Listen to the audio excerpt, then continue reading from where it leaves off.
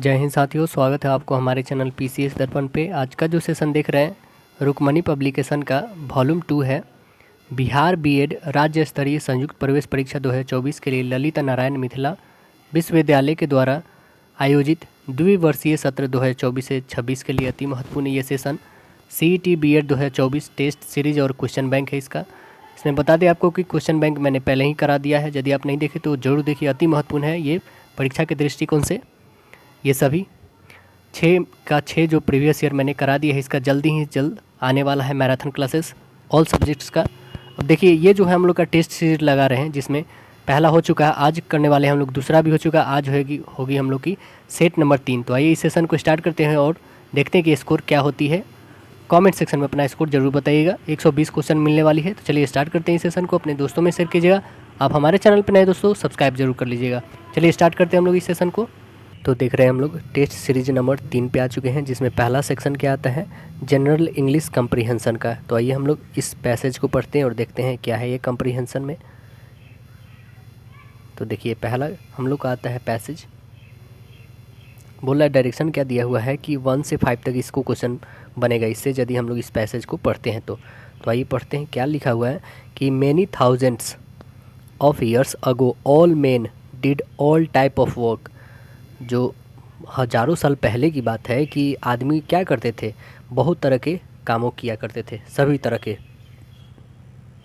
Each man built his own house and made what kind of furniture he needed and grew all his own food.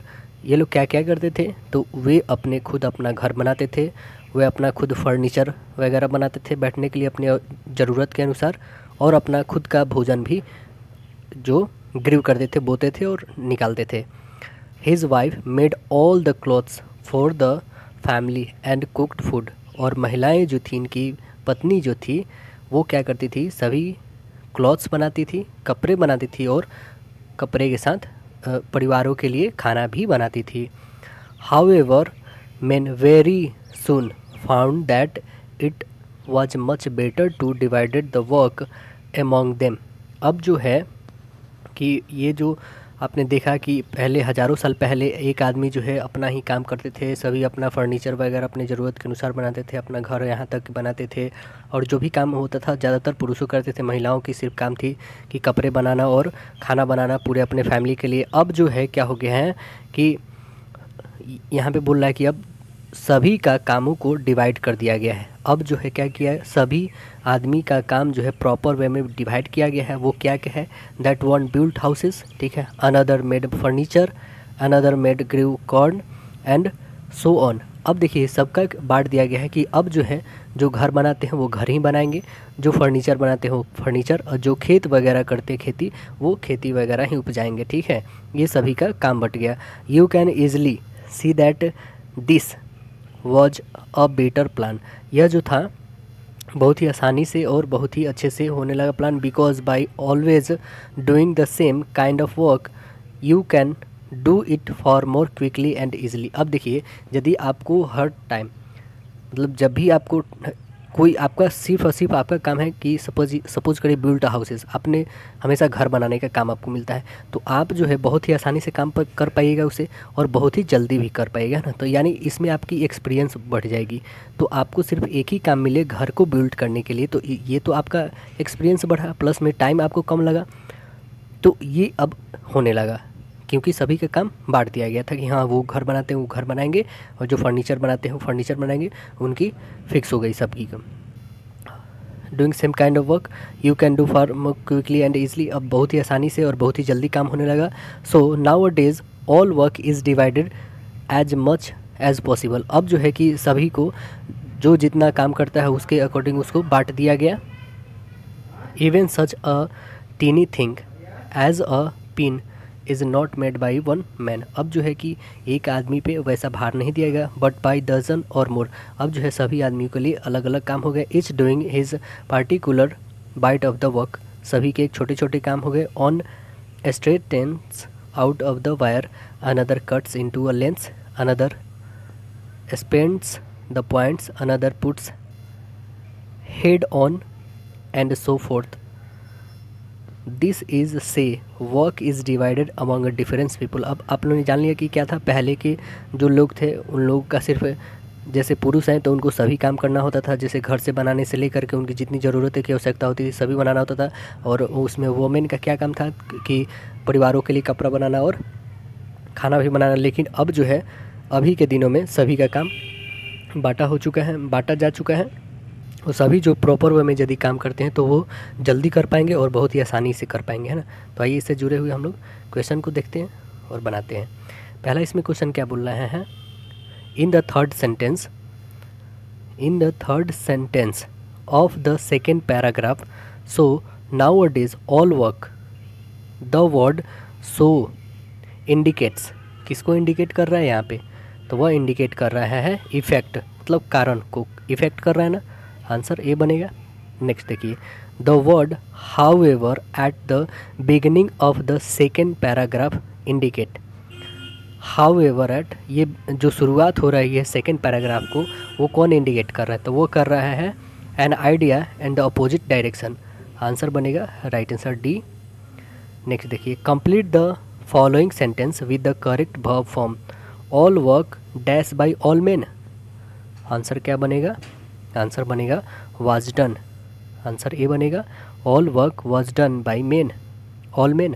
Next है कि which one of the following would be N appropriate title for the above passage. Answer क्या बनेगा, answer बनेगा division of labour. Answer C बनेगा। Next है, the author of the above passage is of opinion that the way people worked thousands of years ago was। Answer क्या बनेगा, no efficient. Answer बनेगा right answer D, no efficient. Next देखिए, select the most appropriate antonym of the given word. क्या है, demise. Demise का क्या होता है एंटोनिम, डिमाइज मीन्स होता क्या है, निधन या अंत, है ना। इसका एंटोनिम क्या हो जाएगा, बर्थ। आंसर बनेगा डी, जन्म लेना। नेक्स्ट देखिए, select the option that can be used as a word one substitute for the given group of words. क्या है हमारा वर्ड, देखिए, an animal that preys on other animals.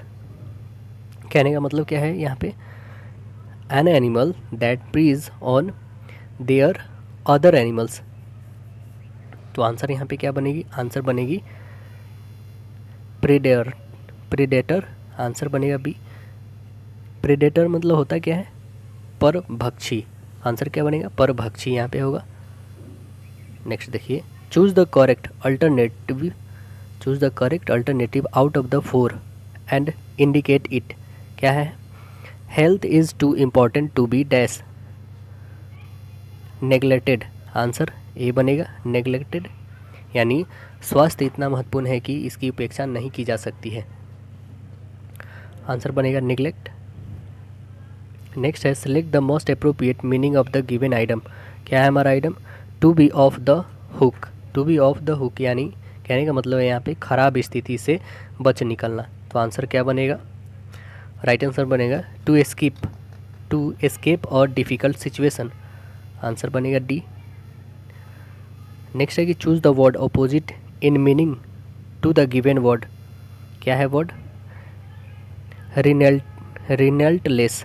रिनल्टलेस means होता क्या है, रिलेंटलेस मीन्स होता है, यह एक एडजेक्टिव है, इसका मतलब होता है अनवरत, लगातार, निर्णयी, है ना। तो आंसर इसकी क्या बनेगी, अपोजिट मीनिंग इसकी बोलेंगी येल्डिंग। आंसर बनेगा बी, येल्डिंग, यानी लचीला, झुक जाने वाला। अगला क्वेश्चन देखिए कि select the option that can be used as a one word substitute for the given group of word. क्या है group of word, vertebrate animal that crawl on the ground. तो आंसर क्या बनेगा, आंसर बनेगा reptiles. Right answer बनेगा सी, reptiles हो जाएगा, यानी रेंगने वाला जंतु। नेक्स्ट देखिए, select the most appropriate meaning of the given item. क्या है item, a fine state of affairs. A fine state of affairs means होता क्या है, खराब स्थिति।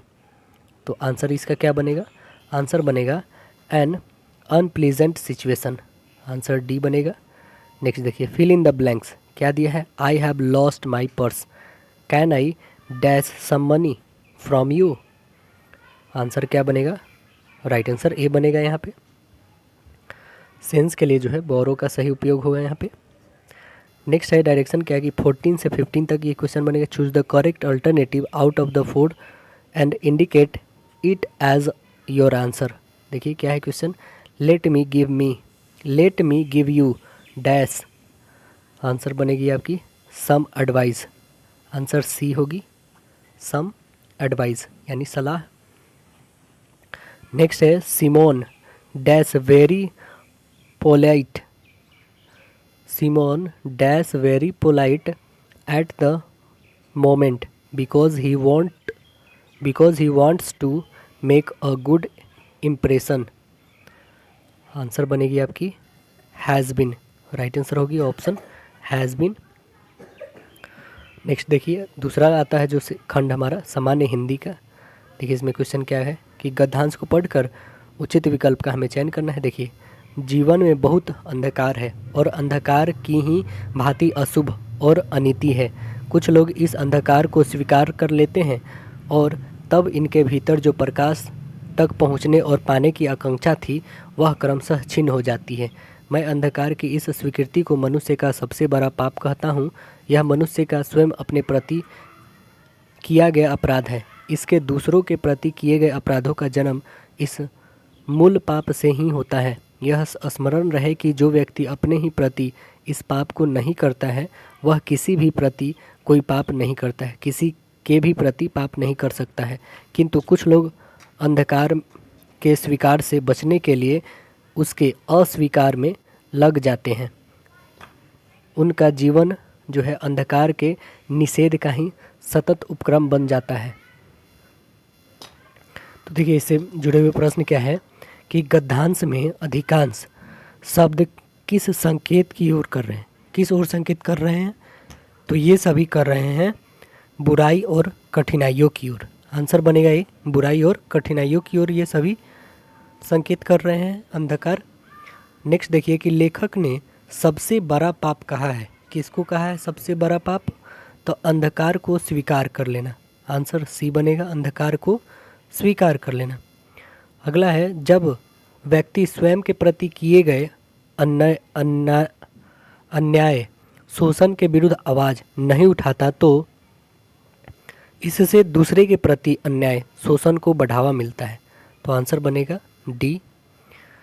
नेक्स्ट है कि अंधकार का निषेध किस ओर संकेत करता है, अंधकार का निषेध किस ओर संकेत करता है, तो यह करता है यह मानना कि समाज में अन्याय शोषण बुराइयां नहीं हैं, आंसर सी बनेगा आपका। इस गद्यांश का मुख्य उद्देश्य है, क्या है मुख्य उद्देश्य, तो इस गद्यांश का मुख्य उद्देश्य है अन्याय और बुराइयों को दूर करने के लिए प्रेरित करना, आंसर ए बनेगा।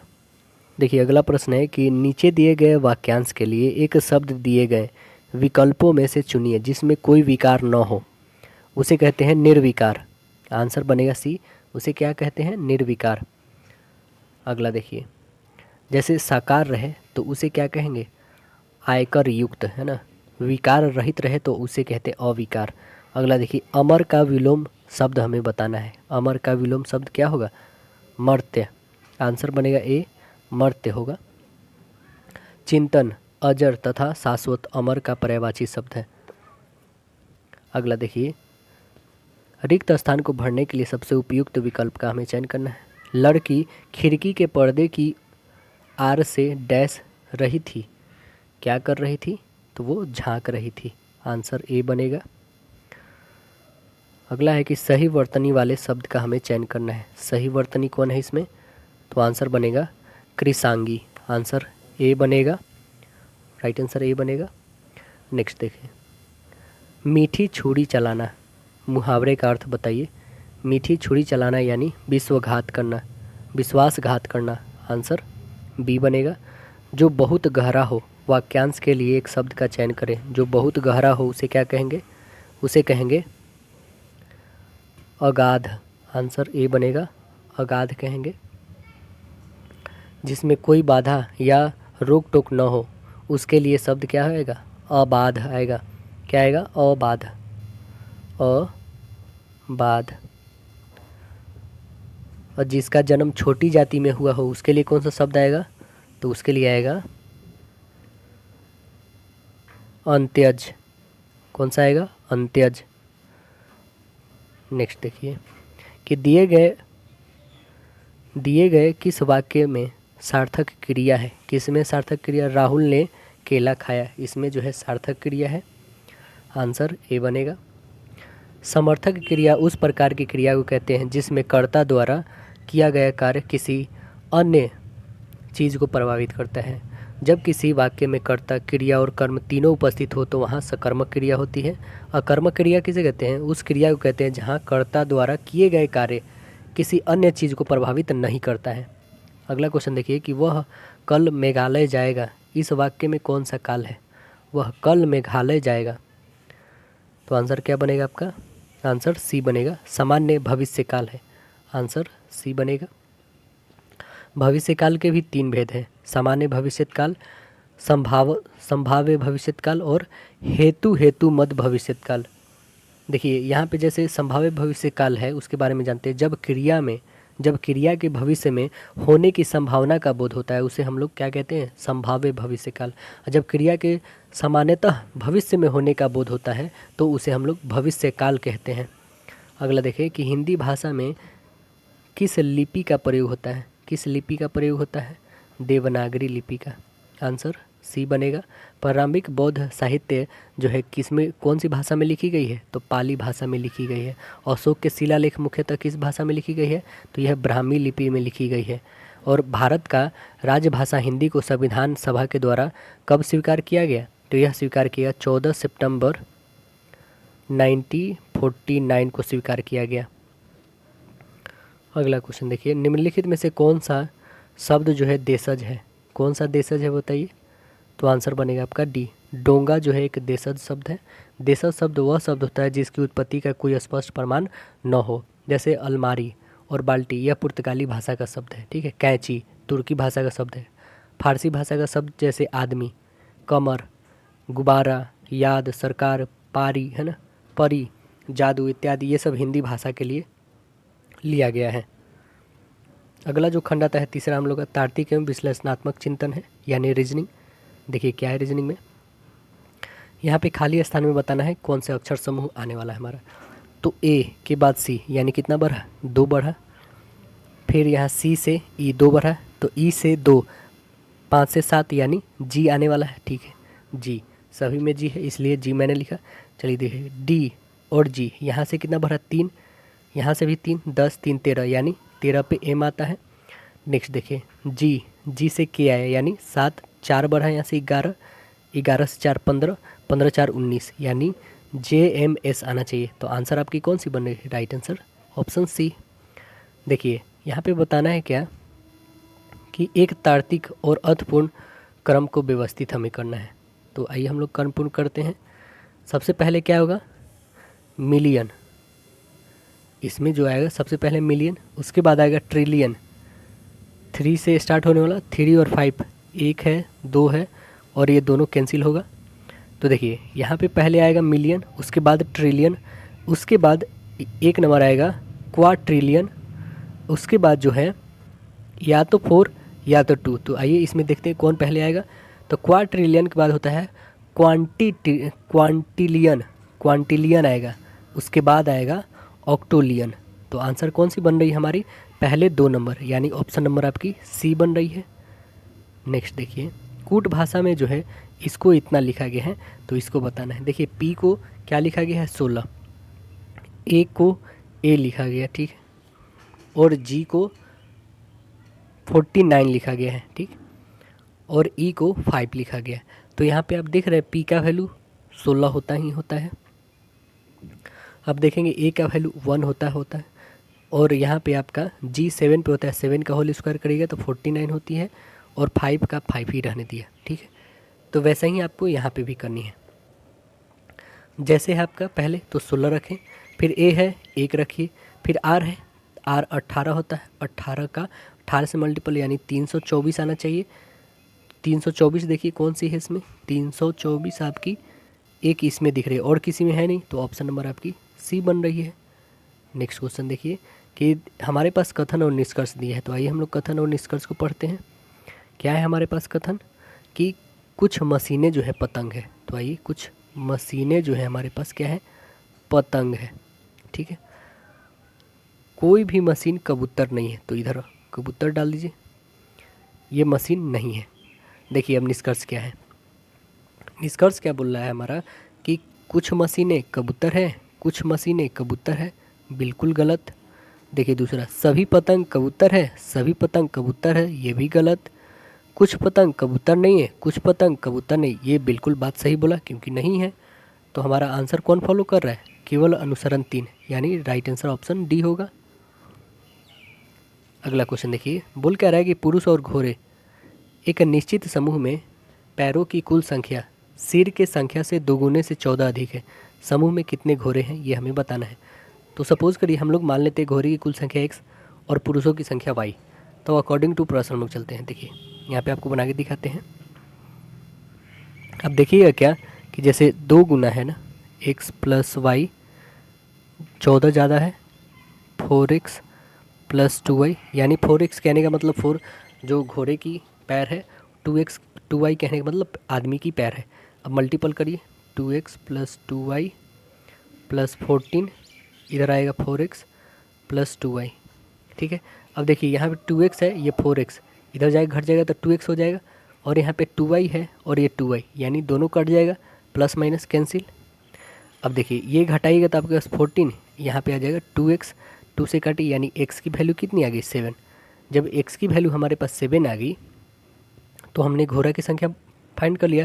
तो समूह में कितने घोड़े थे यही तो फाइंड करना था, यानी 7। तो आंसर नंबर क्या बना हमारा, right answer option number B. Next देखिए, एक निश्चित कूट भाषा में इसको ये लिखा गया है, तो इसको क्या लिखिएगा आप देखिए। तो जैसे यहाँ पे डी का अपोजिट होता है डब्लू, ठीक है, के का अपोजिट पी, क्यू का अपोजिट जे और एक्स का अपोजिट सी, वैसे ही आपको ए का अपोजिट जेड होता है, जेड से स्टार्ट सब तो हुआ है। उसके बाद एफ का अपोजिट यू होता है, ठीक है, यू भी है, ये कट जाएगा, यू नहीं है, ये कट जाएगा, यानी या तो सी या तो ए बनने वाला है।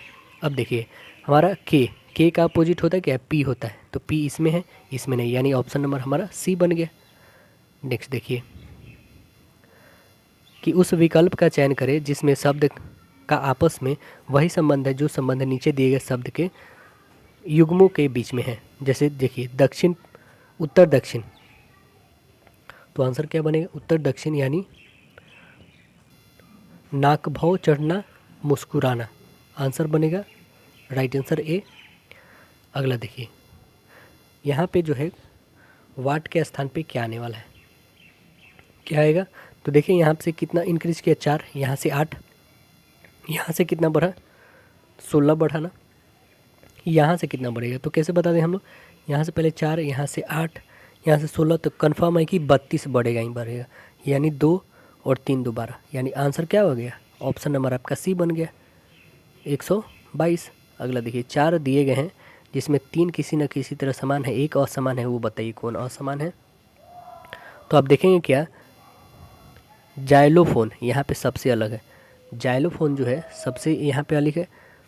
जैसे देखिए सैक्सोफोन जो होती है और तुरही और शहनाई, ये सभी जो है कास्ट मतलब कास्ट के वाद्य यंत्र संबंधित है, जबकि जाइलोफोन जो है ये कास्ट वाद्य यंत्र नहीं है। देखिए अगला है कि निम्नलिखित श्रृंखला में प्रश्न की जगह पे आने वाली संख्या का हमें चयन करना है।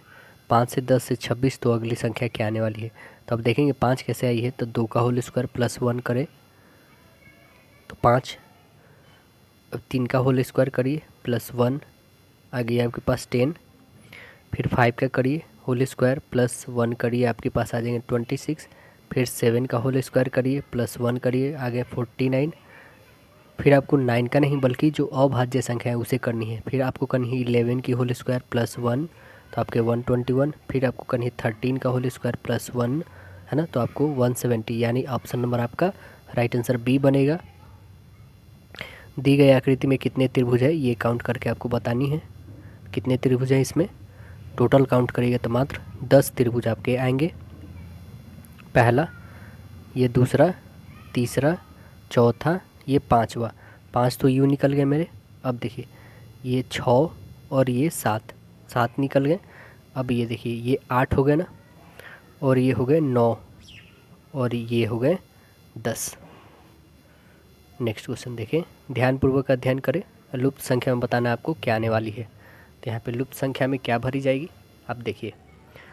जैसे यहाँ पे 15 में से 3 घटाइए, कितनी आएंगी 12, 12 का 2 से मल्टीपल 24। 21 में से 6 घटाइए, कितना आ जाएगा 15, 15 2 जा 30। 49 से 5 घटाइए, यानी कितना आ जाएगा 44, 44 2 जा 88। आंसर आपका राइट आंसर बी। नेक्स्ट देखिए, ज्योतिष शास्त्र का तारों से संबंध है, वही संबंध रहस्य विज्ञान का किससे संबंधित है। तो वह संबंधित है फसलों से। आंसर बनेगा आपका डी, किससे है, फसलों से संबंधित है। अगला प्रश्न देखें, नेक्स्ट क्या दिया है,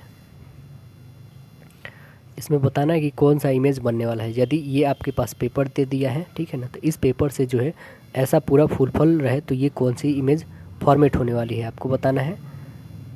तो बताइए इसमें कौन सा फॉर्मेशन बनेगी। तो आंसर नंबर आपकी आएगी ऑप्शन नंबर बी। नेक्स्ट देखिए, इसमें दिया गया है इक्वेशन संतुलित करना है आपको, समीकरण को चिन्ह को बदल करके। तो कौन सा आपको ऑप्शन बेसिस पे करना होगा। तो ऑप्शन नंबर आपका सी मैच करेगा यहाँ पे, ठीक है। ऑप्शन नंबर सी, यानी माइनस को डिवाइड कर दीजिए और डिवाइड को माइनस कर दीजिए, बस आंसर आपके सामने, आंसर सी। अगला देखिए, यहाँ पे प्रश्नवाचक चिन्ह पे क्या आने वाला है वो आपको बतानी है। तो देखिए यहाँ पे 50,014 है, 172 है।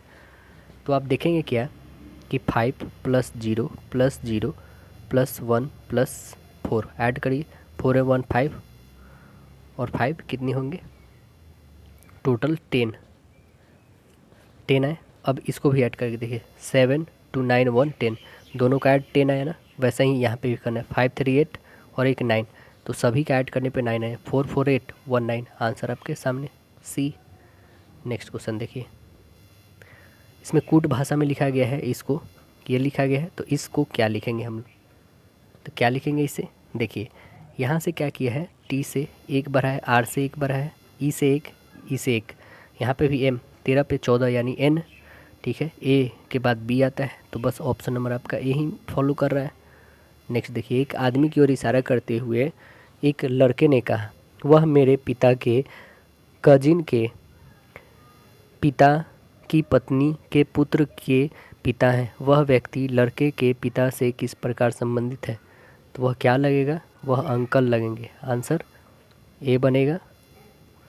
शुभम जो पश्चिम की ओर 9 मीटर चलता है, पश्चिम की ओर 9 मीटर चलता है, फिर दाएं मुड़ता है और 10 मीटर चलता है, दाएं मुड़ता है 10 मीटर चलता है, फिर बाएं मुड़ता है और 2 मीटर चलता है, बाएं मुड़ता है 2 मीटर चलता है, बाद में पुनः बाएं मुड़ता है और 10 मीटर चलता है, 10 मीटर चलता है। अब शुभम सामने की ओर कौन सी दिशा है, शुभम के सामने कौन सी, इधर नीचे जा रहा है, मतलब दक्षिण। आंसर ए बनेगा।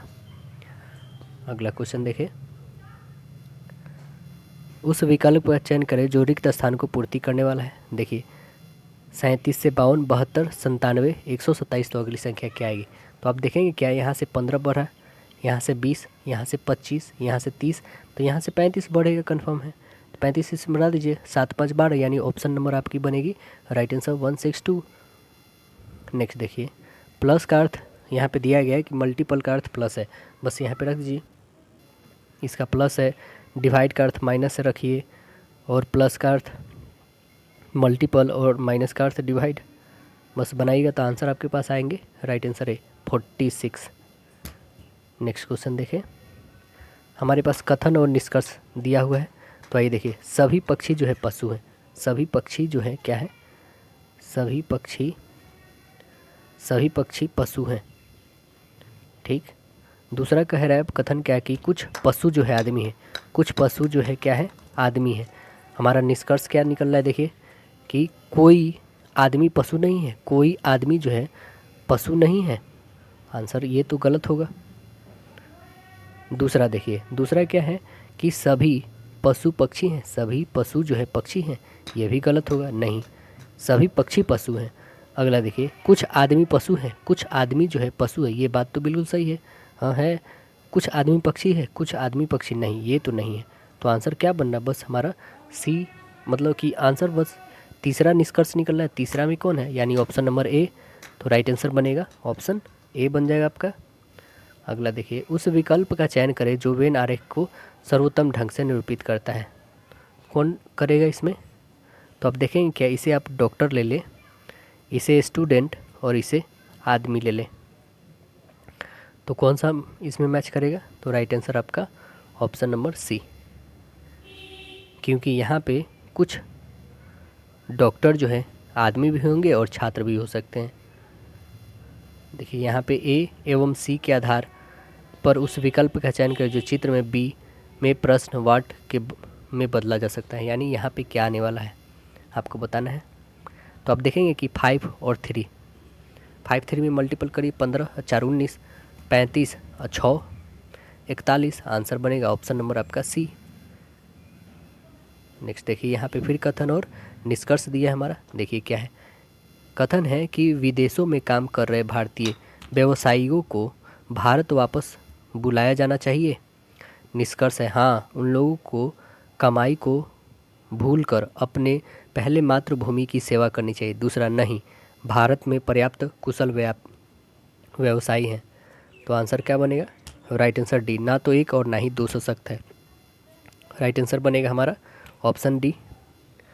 अगला खंड आता है हम लोग का सामान्य जानकारी में। देखिए क्वेश्चन क्या है, लखनऊ में 1857 के विद्रोह का नेतृत्व किसने किया था। कौन किए थे, तो बेगम हज़रत महल किए थे। आंसर बी बनेगा। बेगम हज़रत महल का नाम मोहम्मद खातूनी था, मुहम्मदी खातून था। बेगम हज़रत महल का मकबरा जामा मस्जिद घंटा घर के पास काठमांडू के मध्य भाग में स्थित है। 1857 के क्रांति का केंद्र और उसमें नेतृत्व कौन किया था उसके बारे में थोड़ा जान लेते हैं हम लोग। दिल्ली से बहादुर शाह जफर बख्त खां सैन्य नेतृत्व किए थे। कानपुर से नाना साहब ढोंडूपत तात्या टोपी सैन्य नेतृत्व किए थे इसमें। झांसी से रानी लक्ष्मीबाई थी। इलाहाबाद से लियाकत अली। जगदीशपुर से वीर कुंवर सिंह। बरेली से खान अब्दुल गफ्फार खान बहादुर खां थे। फैजाबाद से थे मौलवी अहमद उल्लाह थे। फतेहपुर से अजीमुल्लाह थे। तात्या टोपी का वास्तविक नाम रामचंद्र पांडुरंग था।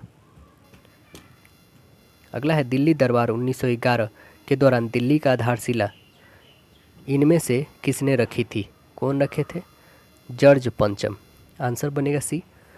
हार्डिंग द्वितीय के समय ब्रिटेन के राजा जॉर्ज पंचम भारत आए। 12 दिसंबर 1911 में दिल्ली में एक भव्य दरबार का आयोजन हुआ। वायसराय जो थे हार्डिंग द्वितीय के समय में भारत की राजधानी कोलकाता से दिल्ली बदल दिया गया। वायसराय हार्डिंग द्वितीय ने 1911 में जॉर्ज पंचम एवं महारानी मेरी को भारत आमंत्रित कर दिल्ली दरबार का आयोजन किया। 1912 में दिल्ली को भारत की राजधानी बना दिया गया। अगला देखिए, मुस्लिम लीग के 1943 के कराची अधिवेशन में कौन सा नारा दिया गया था। बांटो और छोड़ो। आंसर बनेगा सी, बांटो और छोड़ो का नारा। मुस्लिम लीग ने 1940 में लाहौर अधिवेशन में 2 राष्ट्रों का प्रस्ताव पारित किया था। मुस्लिम लीग की स्थापना 1906 में आगा खां एवं सलीमुल्लाह खां ने किया था। 1907 में मुस्लिम लीग का वार्षिक अधिवेशन कराची में तथा 1908 में अमृतसर में हुआ था। अमृतसर मुस्लिम लीग की अधिवेशन में मुसलमानों के लिए पृथक निर्वाचन मंडल का मांग 1909 मार्लो मिंटो सुधार के द्वारा किया गया था और 1908 में लंदन में इसकी एक शाखा सैयद अमीर अली ने स्थापित की थी। मुस्लिम लीग ने 16 अगस्त 1946 को प्रत्यक्ष कार्यवाही दिवस कोलकाता में मनाया था। अगला है कि असहयोग आंदोलन के दौरान चौरी चौरा घटना उत्तर प्रदेश के किस जिले में हुई थी। कौन से जिले में हुआ था, गोरखपुर में। आंसर बनेगा ए, गोरखपुर जिले में हुआ था। यह कब हुआ था, 5 फरवरी 1922 को होता है। चौरी चौरा कांड जो होता है उससे महात्मा गांधी ने असहयोग आंदोलन वापस कर लेते हैं और 12 फरवरी 1922 को बारदोली में हुए कांग्रेस की बैठक में आंदोलन को स्थगित करने के लिए निर्णय लिया जाता है। और दिल्ली में 24 फरवरी 1922 को आयोजित अखिल भारतीय कांग्रेस समिति की बैठक में असहयोग आंदोलन वापस लेने के लिए गांधी के विरुद्ध निंदा प्रस्ताव बालकृष्ण शिवराम मुंजे ने प्रस्तुत किए थे। असहयोग आंदोलन के दौरान जयप्रकाश नारायण पटना कॉलेज छोड़ दिए, जबकि उनकी परीक्षा के केवल 20 दिन बचे थे। अगला है 1921 में एडविन लुटियंस ने इनमें से किसका निर्माण करवाया था? एडविन लुटियंस किसका निर्माण करवाए थे? तो करवाए थे इंडिया गेट का। आंसर बनेगा सी, इंडिया गेट। इंडिया गेट एवं राष्ट्रपति भवन का डिज़ाइन जो है लुटियंस बनाया था। गेटवे ऑफ इंडिया का वास्तुकार जॉर्ज विटेट है। विक्टोरिया मेमोरियल का निर्माणकर्ता डब्ल्यू इमर्सन थे। इंडिया गेट एवं राष्ट्रपति भवन का डिज़ाइन जो लुटियंस ने बनवाया था। केंद्रीय सचिवालय का निर्माणकर्ता हर्बर्ट बेकर हैं। लाल किला का निर्माण शाहजहां ने करवाया। अगला देखें, मुंडक उपनिषद किससे संबंधित है? किससे संबंधित है? अथर्ववेद से। आंसर बनेगा बी, किससे है? अथर्ववेद से है। अगला आता है अलाउद्दीन खिलजी के शासनकाल में राज्य द्वारा निम्नलिखित में से किस प्रकार का कर नहीं लगाया था? किस प्रकार का नहीं लगा था? तो आंसर बनेगा ए, लघु उद्योग पर कर नहीं लगा था। आंसर ए बनेगा।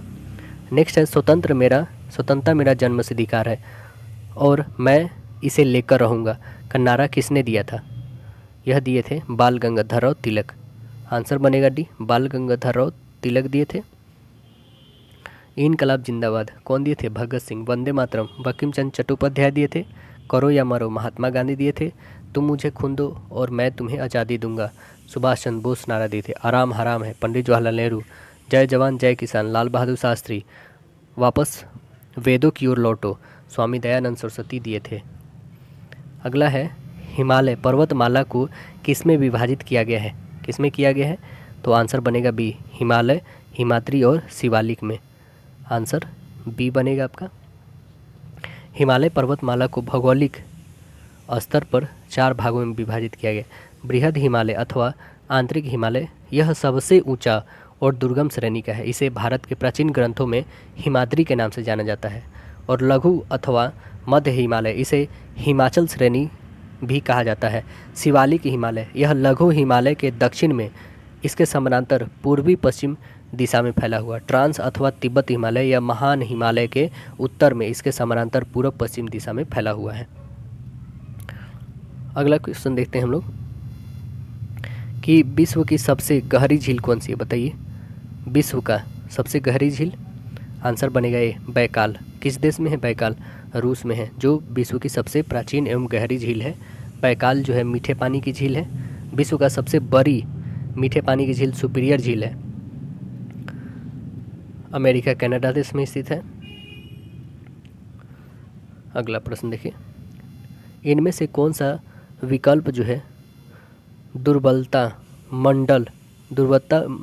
मंडल की स्थिति को दर्शाता है? तो कौन है? यह है स्थल मंडल के नीचे। आंसर बनेगा बी, स्थल मंडल के नीचे।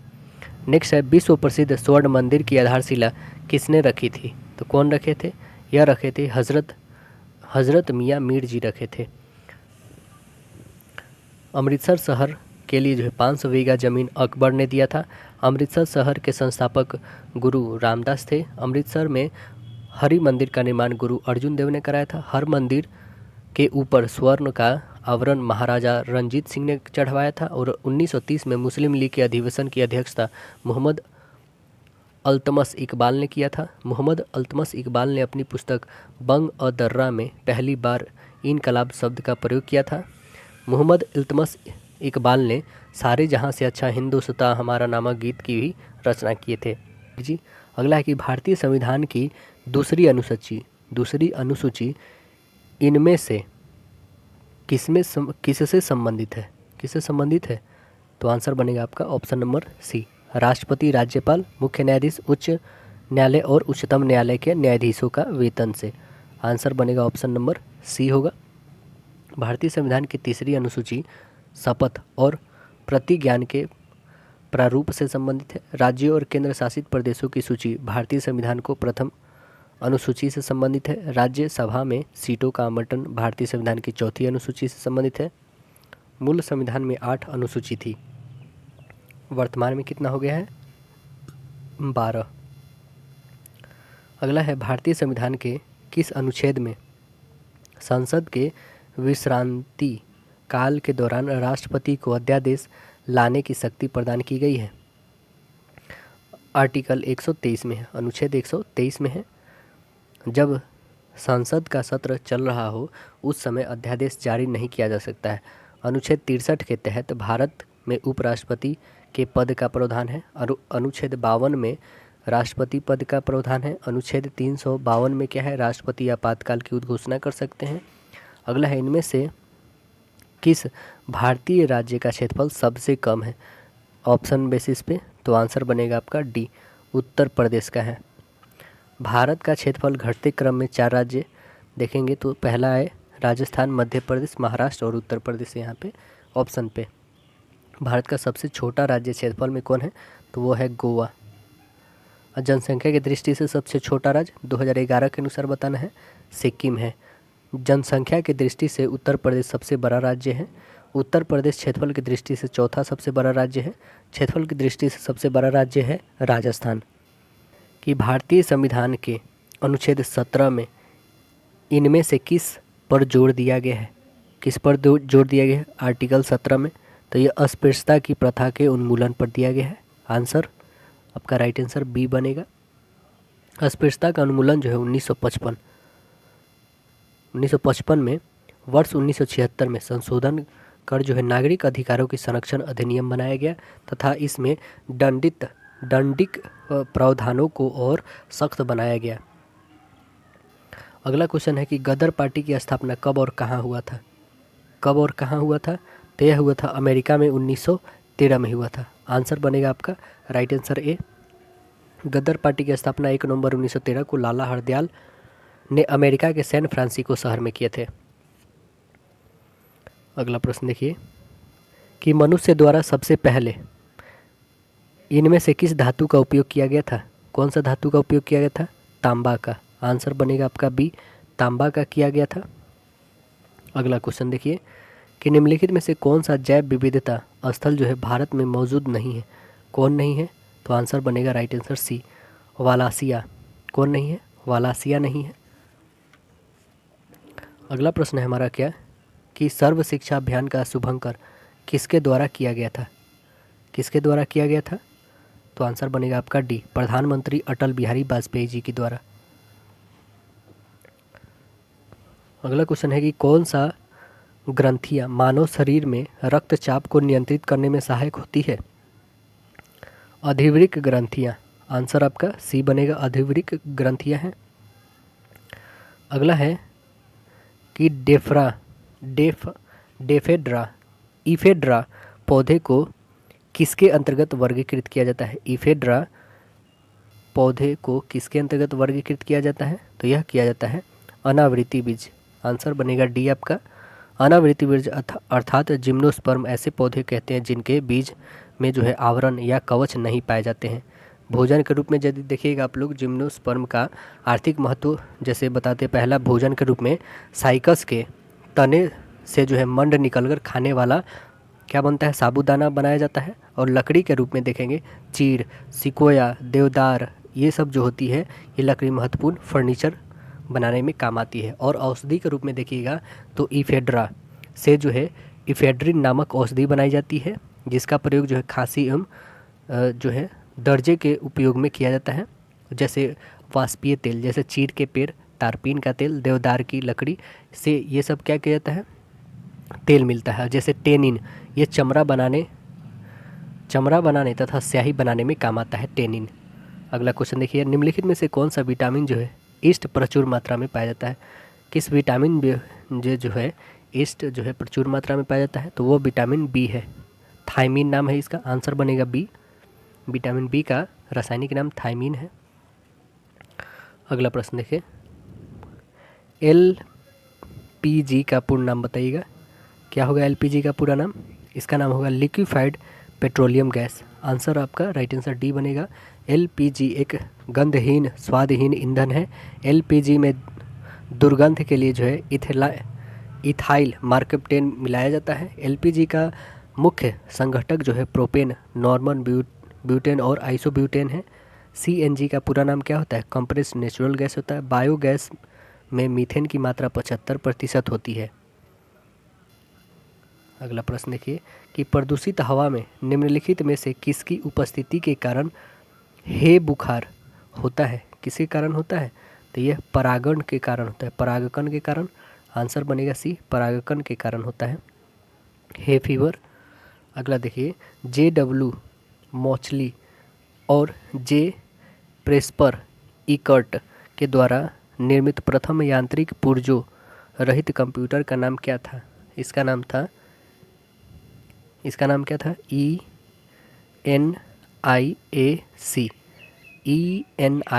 ENIAC था नाम इसका। आंसर बनेगा ऑप्शन नंबर ए। इसका फुल फॉर्म क्या होता है? इलेक्ट्रॉनिक न्यूमेरिकल इंटीग्रेटर और कंप्यूटर। अगला क्वेश्चन है हमारा कि बाइनरी प्रणाली में 1 गीगाबाइट कितने मेगाबाइट के बराबर होता है? कितने के बराबर होता है? तो 1024 मेगाबाइट के बराबर। आंसर ए बनेगा। इसमें से किसका उपयोग कैंसर के उपचारों में किया जाता है? तो आंसर बनेगा आपका डी, कोबाल्ट के रसायन समस्थानिक्स का। आंसर बनेगा डी। जैसे क्रोमियम 51 का उपयोग रक्त के जांच के लिए किया जाता है। सोडियम 24 रक्त परिसंचरण की जांच के लिए और कोबाल्ट 16 कैंसर के जांच के लिए। आयोडीन 131 गल ग्रंथि की जांच के लिए किया जाता है ना। अगला प्रश्न है हमारा, निम्नलिखित में से कौन सा तत्व जो है मेंडलीव की आवर्त सारणी में एक निश्चित स्थान ही पा सकता है? तो आंसर बनेगा आपका ए, हाइड्रोजन। राइट आंसर ए बनेगा हाइड्रोजन। इसे एक बार क्षार धातु तथा दूसरी बार हाइड्रोजन के साथ भी रखा गया है। मेंडलीव की आवर्त सारणी हाइड्रोजन का स्थान जो है विवादपूर्ण है। आधुनिक आवर्त सारणी के प्रथम आवर्त का पहला सदस्य कौन होता है? हाइड्रोजन होता है। अगला है वेक्टर के द्वारा प्रतिपादित 5 किंगडम जो है क्लासिफिकेशन निम्नलिखित में से कौन सा समूह शामिल नहीं है? कौन नहीं है? तो प्रोटोजुआ शामिल नहीं है। आंसर बी बनेगा, प्रोटोजुआ इसमें शामिल नहीं है। और ये 5 वर्गों में बांटा गया। कौन कौन है? मोनेरा, प्रोटिस्टा, कवक, पादप एवं प्राणी वर्ग है। अगला प्रश्न क्या है कि मुक्त रूप से गिरना केवल डैश में संभव है? किस में संभव है? निर्वात में। आंसर डी बनेगा, निर्वात। नेक्स्ट है, निम्नलिखित में से कौन सा प्रकाश संश्लेषण के लिए आवश्यक नहीं है? कौन आवश्यक नहीं है? तो आंसर बनेगा आपका डी, ऑक्सीजन नहीं है इसमें आवश्यक। अणु शब्द किसने प्रतिपादित किया है? कौन किए हैं? तो आंसर बनेगा बी, डोमेक्रिटस अणु शब्द का प्रतिपादन किए हैं। किसी तत्व या यौगिक का वह छोटे से छोटा कण जो स्वतंत्र अवस्था में रह सकता है अणु कहलाता है। तत्वों के बारे में सर्वप्रथम रॉबर्ट बॉयल ने बताया था। तत्व का सबसे छोटा कण परमाणु होता है। इलेक्ट्रॉन का खोज जोसेफ थॉमसन, प्रोटॉन का गोल्डस्टीन, न्यूट्रॉन का चैडविक और नाभिक सिद्धांत का रदरफोर्ड। परमाणु संरचना का सिद्धांत जॉन डाल्टन। अगला क्वेश्चन देखें कि पुष्प के मध्य में स्थित डैश मादा प्रजनन भाग होता है? कौन प्रजनन भाग होता है? तो आंसर बनेगा ए, अंडप। आंसर बनेगा ए। जयांग जो है पुष्प का वास्तविक मादा भाग होता है। यह जो है पुष्प का चौथा और सबसे भीतरी चक्र होता है। अंडप से निर्मित होता है यह। अगला प्रश्न देखिए, नेक्स्ट क्वेश्चन है, निम्नलिखित कौन सा बायोगैस का घटक नहीं है? कौन नहीं है बायोगैस का घटक? कार्बन मोनोऑक्साइड नहीं है। आंसर सी बनेगा, कार्बन मोनोऑक्साइड। मस्तिष्क का कौन सा हिस्सा सांस लेने के लिए नियंत्रित करता है? कौन सा हिस्सा है? तो वह है मज्जा। आंसर बनेगा सी, मस्तिष्क का मज्जा जो है वो सांस लेने में नियंत्रित करता है। मज्जा यानी मेंडुला अनेक तंत्रिका का केंद्र है। मेंडुला जो है अनैच्छिक क्रियाओं का केंद्र है। जैसे छींक वगैरह हो गया तो ये सब क्या है? खांसना हो गया, उल्टी करना, ये सब अनैच्छिक क्रियाएं हैं। इसको वो कंट्रोल करता है। अगला क्वेश्चन देखिए कि बायोगैस में मीथेन का प्रतिशत कितना होता है? कितना होता है मीथेन का? तो आंसर बनेगा ए, 60% होता है इसमें बायोगैस का। बता दें कि जो मीथेन जो होता है वो एल्केन श्रेणी का प्रथम सदस्य होता है। गोबर गैस प्रणाली का आविष्कार कौन किए थे? सी.डी. देसाई। मीथेन गैस को मार्स गैस भी कहा जाता है। अगला है कि काली खांसी को डैश भी कहा जाता है, उसे क्या कहते हैं? उसे कहते हैं पर्टूसिस। आंसर बनेगा डी, पर्टूसिस भी कहते हैं काली खांसी को। रूबेला एक विषाणु जनित रोग है। अगला क्वेश्चन है कि आधुनिक आवर्त सारणी के बारे में निम्नलिखित में से कौन सा कथन सही नहीं है? तो कौन सही नहीं है? आंसर बनेगा आपका राइट आंसर डी, आवर्त एक में केवल एक तत्व है। ये यहाँ पे गलत है। आधुनिक आवर्त सारणी के आवर्त एक में दो तत्व हैं। कौन कौन है? हाइड्रोजन और हीलियम है। अगला प्रश्न क्या है कि निम्नलिखित में से कौन सा हृदय की समस्या का निदान करने में मदद करता है? तो कौन मदद करता है? आंसर बनेगा सी, ईसीजी करता है। ईसीजी इलेक्ट्रोकार्डियोग्राम होता है इसका फुल फॉर्म। यह डॉक्टरों के द्वारा उपयोग किया जाता है हृदय की गति और लय की जांच करने के लिए। अगला प्रश्न देखिए, अगला जो खंड आता है हम लोग का विद्यालय में शिक्षा एवं ज्ञान की वातावरण के बारे में। देखिए क्या है, ऑपरेशन ब्लैक बोर्ड डैश का परिणाम था, तो यह परिणाम था NCF 2005 का परिणाम था। अगला है विद्यालय प्रणाली में पढ़ाई गई सामग्री का पूर्ण समुच्चय क्या कहलाता है? यह कहलाता है अध्ययन सूची।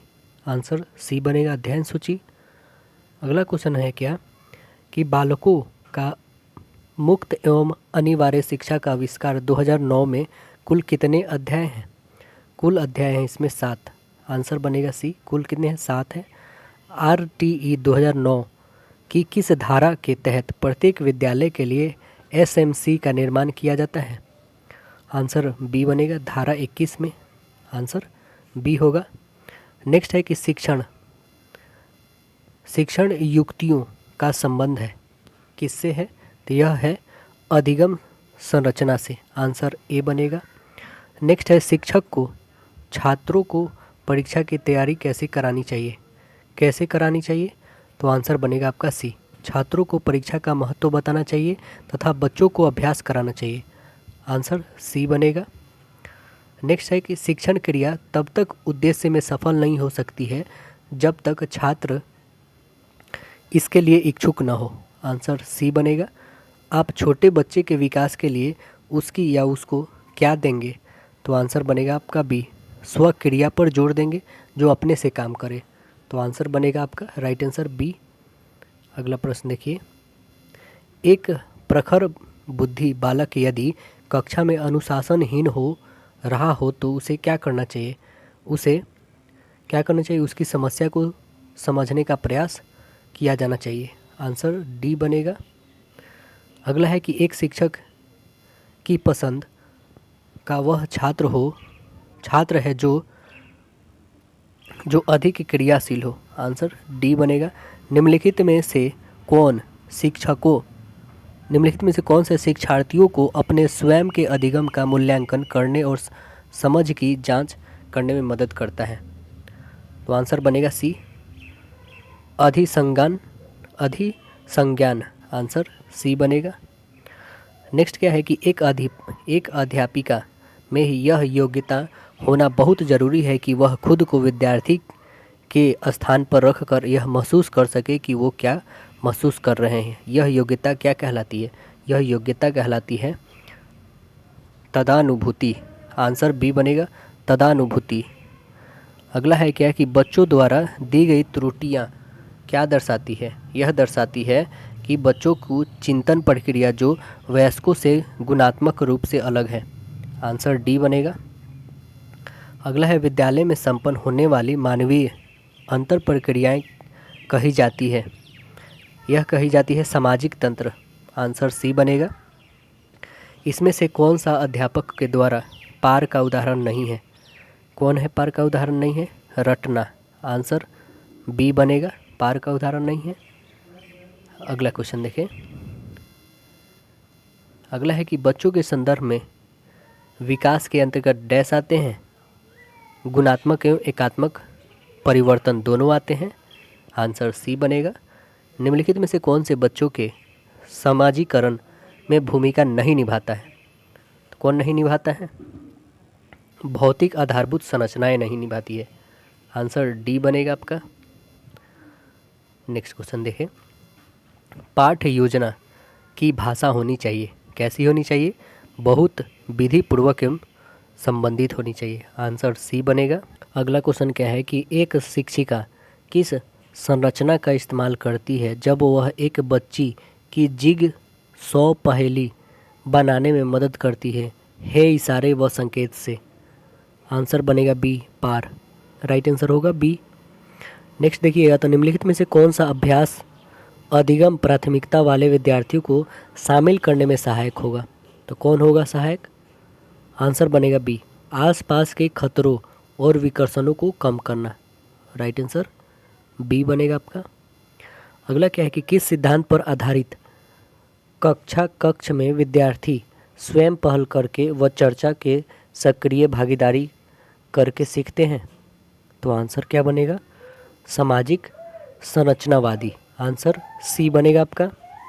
पर्याप्त समर्थन प्रदान करने के बावजूद एक कक्षा में एक विद्यार्थी गणितीय क्रियाओं को समझने में निरंतर चुनौतियों का सामना करता है, इसकी वजह से क्या हो सकती है? इसकी वजह क्या हो सकती है? तो इसकी वजह गणितीय वैकल्य हो सकती है। आंसर बी बनेगी। नेक्स्ट क्वेश्चन क्या है कि निम्नलिखित में से कौन सा नियम यह सुझाव देता है कि शरीर के विभिन्न अंग विकास के विभिन्न चरणों में विभिन्न दरों से विकसित होते हैं? आंसर क्या बनेगी? राइट आंसर डी होगी, विकास की दिशा अधोगामी एवं शीर्षगामी। आंसर आपकी राइट आंसर डी बनेगी। नेक्स्ट क्वेश्चन देखिए, कह रहे क्या कि किस अवस्था में बच्चे वस्तु अस्थायित्व की समझ तो बना लेते हैं परंतु यह नहीं समझ पाते कि क्रियाएं परिवर्तनीय है और उनके निर्णय चीज़ों की मौजूदा जो दिखावट पर निर्भर करते हैं? आंसर इसका बनेगा राइट आंसर बी, पूर्व संक्रियात्मक यहाँ पे आंसर बनेगा।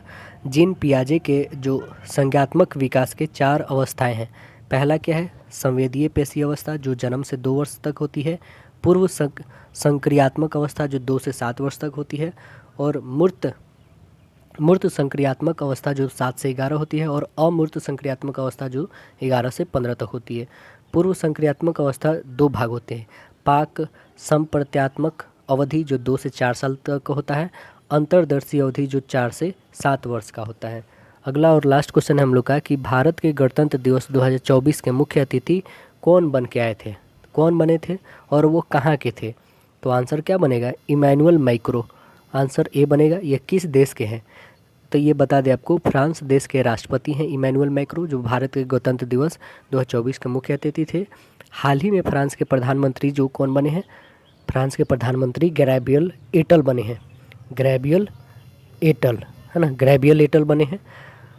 इंग्लैंड के प्रधानमंत्री भारतीय मूल के कौन हैं? ऋषि सुनक हैं। इटली के प्रधानमंत्री कौन हैं? जॉर्जिया मेलोनी हैं। इटली के राष्ट्रपति कौन हैं? सर्जियो मैट्रेला हैं।